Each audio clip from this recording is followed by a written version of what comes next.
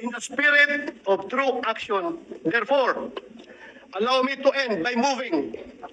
I respectfully move that in view of its constitutional infirmities and questions on the jurisdiction and authority of the 20th Congress, the verified impeachment complaint against Vice President Sara Zimmerman Duterte be dismissed. Allahu Akbar. You are lying. Come again, sir. You are lying.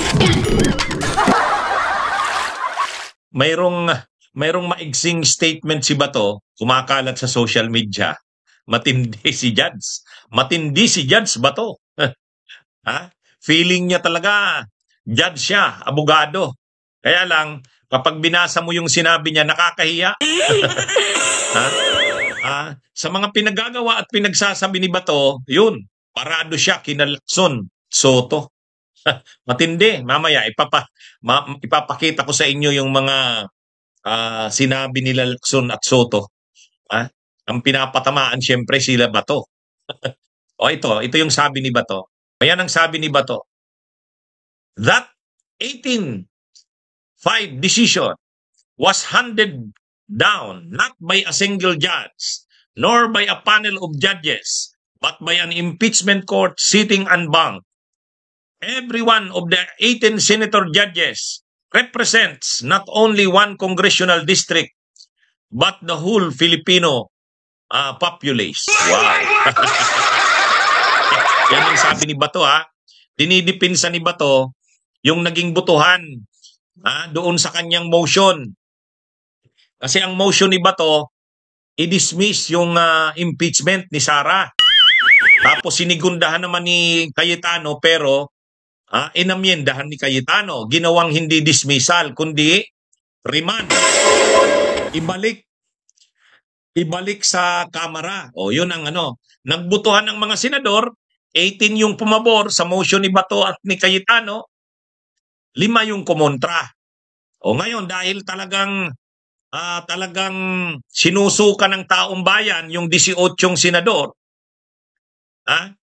ngayon nagdidepensa si Bato.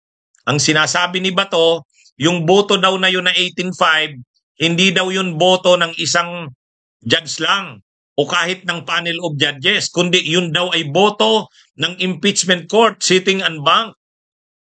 At lahat ng 18 senador, kung rine-represent daw noon, bawat isa daw na senador na yon, hindi yung distrito sa Kongreso, kundi yung buong mamamayang Pilipino. Wow.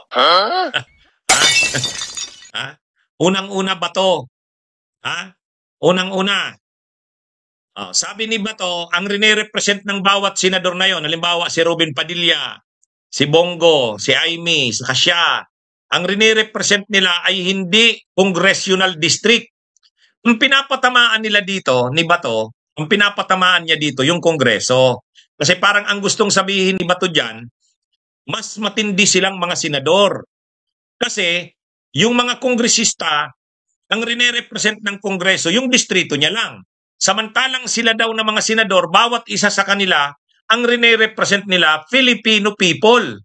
O ang tawag nga ni Bato, Filipino populace. Populace ang gamit niya. Filipino people.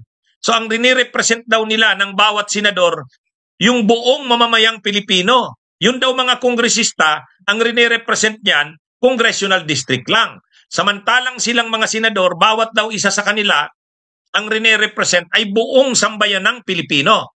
O siyempre, ang pinupunto dyan ni Bato, ibinuto sila ng buong mamamayang Pilipino, ng mamamayang Pilipino. National ang constituencies nila.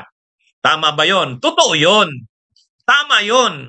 Ang rine-represent ng senador, hindi distrito, kundi buong mamamayang Pilipino. Pero tanungin nga kita, Bato, sa ginagawa mo na yan, nagarapalan dyan sa Senado, ang rine-represent mo ba ang mamamayang Pilipino o ang Duterte? O sige nga, kayo mga kabunyog, ang ginagawa mo ba to ay pag-represent sa buong mamamayang Pilipino o ang rine-represent mo Duterte? O sige nga, maging totoo ka lang ba to? Sino ba ang pinoprotektahan mo? Kaninong interest ba ang pinapangibabaw mo? Mamamayang Pilipino o Duterte? O sige nga, o sinagot na ni Rando Gonzales, Duterte. Hindi mo naman rin-represent ang mamamayang Pilipino. Kunwari ka pa, binirepresent nyo ang mamamayang Pilipino.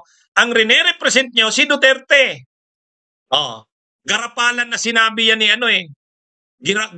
garapalan na sinabi yan ni Ruben Padilla. Anong sabi ni Ruben Padilla ba to?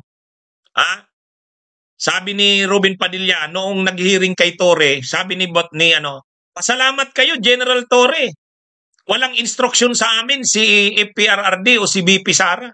Kung mayroon, ako na mismo ang magsasite sa iyo in contempt. Ako na mismo ang mag-aaresto sa iyo. O ano pa ang sabi ni Padilla? Ang totoo, sunugin nyo man ako, mangangamoy Duterte ako. Ibig sabihin, ang rini-represent nyo, hindi mamamayang Pilipino. Kung pinoprotektahan nyo, hindi mamamayang Pilipino.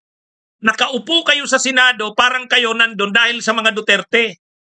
Yan ang totoo. Gamit ka pa ng kung ano-anong palusot.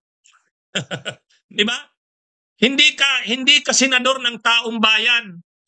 Senador ka ng mga Duterte. Yan yun. Kayo nila Padilla, kayo nila ni Bongo. Dadagdag pa si Marcoleta, kayo nila Amy. Kayo ay hindi senador ng mamamayang Pilipino. Senador kayo ng mga Duterte. Yan ang totoo. Kaya nakakahiya yung sinabi mo. Ang malala dito, Bato, kung malala pa dito, maka-Duterte na nga kayo, garapalan pa kayo. Ibig sabihin dapat judge kayo, hindi kayo ang nagmo-motion to dismiss. Dapat judge kayo, okay, alam naman natin nakagrupo kayo ng Duterte, pero magkaroon naman kayo ng kahihiyan. Magkaroon naman kayo ng sa bagay, wala talaga naman tong kahihiyan. Ano ba naman asahan nating kahihiyan dyan? Ha?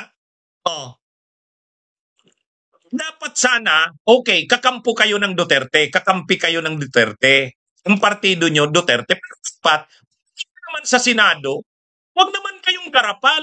Kaya lang saan kayo nakakita? Kayo pa ang nag-motion to dismiss? Di ba? Ito ang sabi ni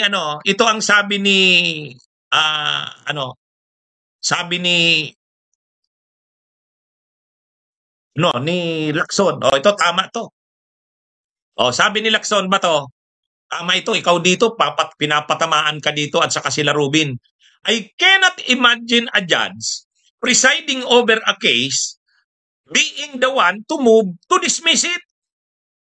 Isn't it funny to hear a judge moving to dismiss a case he himself is trying? You are sitting as a senator judge, but you already have pre-judgment. You haven't seen the evidence yet, but you already formed a judgment and moved to dismiss the case. Yun. Yan ba to? Sampal sa'yo yan ba to? Tama yung sinabi na yan. Paano mo sinabing rini-represent mo ang mamamayang Pilipino, Bato de la Rosa? Ang ginagawa mo, ang rini-represent mo, sa ginagawa mo, Duterte. Pinoprotektahan mo ang Duterte. Kaya lang, sobra naman ang pagkagarapal. Unang-una, dapat sana, kung kahit naman kayo pro-Duterte, hintayin nyo naman na ang mag-motion na ma-dismiss ang impeachment ni Sara ay yung mga abogado ni Sara. Hindi naman kayo abogado ni Sara. Kahit kakampi kayo ng Duterte, hindi dapat kayo nag-aabogado para kay Sara.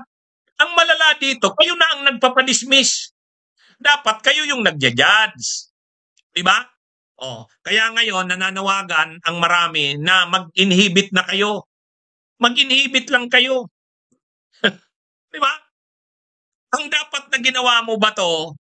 Judge ka mo, judge. Okay, kung judge ka, hindi ka nagmo-motion to dismiss. Diba?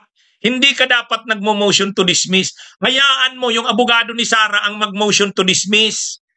Hayaan nyo ang abogado ni Sara, ang defense, ang mag-motion to remand. Tapos kayong mga senador ang magdi-decide sa motion.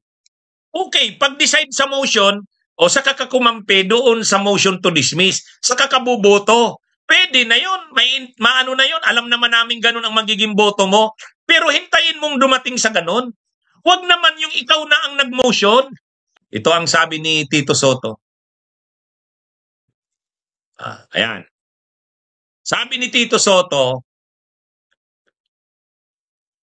I suggest the present crop of senators, especially the newer ones, to backread our records and debates in the 11th Congress when the first impeachment was well discussed.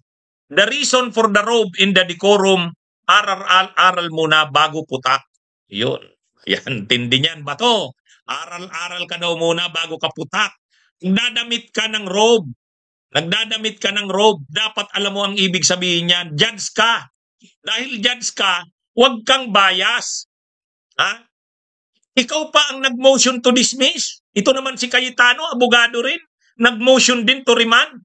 Ito naman si Chis Escudero, abogado rin. Hinayaan na mangyari ang ganon, nakakahiya. Dahil magiging judge ka ba to? O judge ka ba to? Ano? Hayaan mo na magsalita yung mga magsalita yung kampo ni Sara. Hayaan mo din magsalita yung mga pro-impeachment. Hayaan mo yan. Pagdating ng botohan, saka ka boboto ng boto mo. Ang bumoto ka pabor kay Sara, okay na yan, maintindihan namin yan. Alam naman namin gano'n na magiging boto mo. Pero yung ikaw na ang nag-move to dismiss. Di ba? Tapos si Cayetano din, gano'n din, move to remand. Tapos si Chis Escudero naman hinayaan nyo, nakakahiya.